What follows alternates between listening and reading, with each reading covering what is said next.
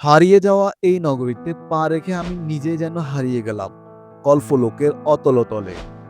এ কি অদ্ভুত এক বাস্তবতা, যা মানতে মানুষ বাধ্য। যে শহরে এক সময় ছিল ধনী বণিকদের বসবাস, সে শহর যেন আজ পুরাতন ইট পাথরের স্তূপ। যে বণিকরা কারি কারি টাকা ঢেলে তৈরি করেছিলেন সুড়ঙ্গ অট্টালিকা, গড়েছিলেন স্বাদের বসতি, তারা কি জানতেন একদিন বিলুপ্ত হয়ে যাবে এই সব কিছু? বন্ধুরা, আজকের সম্পূর্ণ ভিডিও জুড়ে থাকবে ফানাম নগরের ইতিহাস, ঐতিহ্য এবং কেন ঈসা খাঁ 15 শতকে ফানাম নগরকে বাংলার প্রথম রাজধানী হিসাবে স্থাপন করেছিলেন। হ্যালো এভরিওয়ান, আসসালামু আলাইকুম। This is Noor Hossain. Welcome my new video.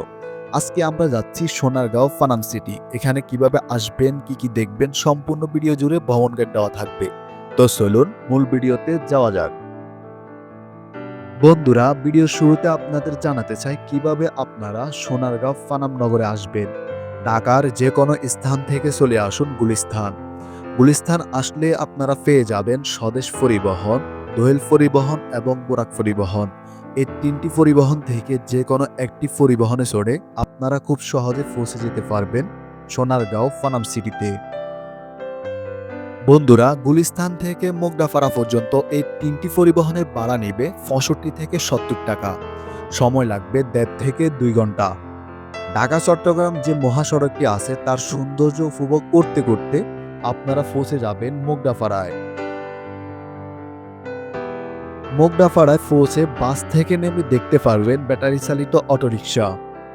ফানাম city পর্যন্ত জনপ্রতি ভাড়া নেবে 20 টাকা।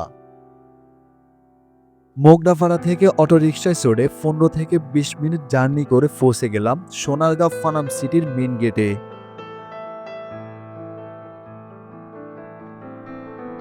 দেন একটু ভিতরে হেঁটে গেলে দেখতে পাবেন টিকিট কাউন্টার। জনপ্রতি 20 টাকা করে টিকিট কেটে নেবেন।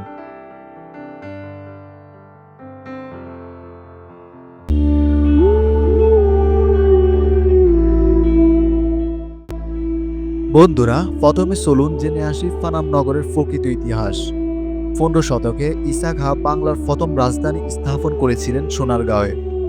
পূর্বে মেঘনা আর শীতলক্ষ্যা নদীর পথে বিলেত থেকে আসত বিলাতি ধান কাপড়, আর দেশ থেকে যেত মুসলিম। শীতলক্ষ্যা আর মেঘনার ঘাটে প্রতিদিনই ভিড় করত পালতোলা নৌকা।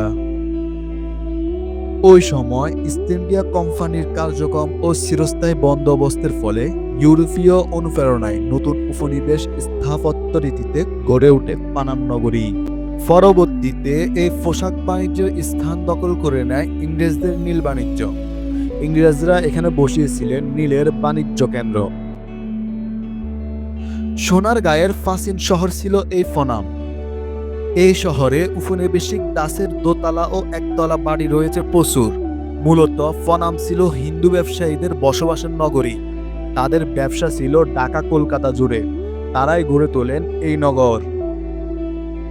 1611 খ্রিস্টাব্দে মোগলদের সোনারগাঁও অধিকারের পর সড়ক ও সেতু নির্মাণের ফলে রাজধানী শহরের সাথে ফনাম এলাকার সরাসরি যোগাযোগ স্থাপিত হয়। বাংলার স্বাধীন রাজা বারো ভূঁইয়াদের অন্যতম ঈসা খাঁর পদচারণা ছিল এই নগরীতে। এই নগরী সমৃদ্ধ করেছিল রাজধানী সোনারগাঁওকে। এই কারণে ঈসা খাঁ প্রায় সময় এখানে আসতেন। শুধু তাই নয়, ঈসা খাঁ দূর দূরান্তের অতিথিদেরকে ঘুরে দেখাতেন এই নগরী।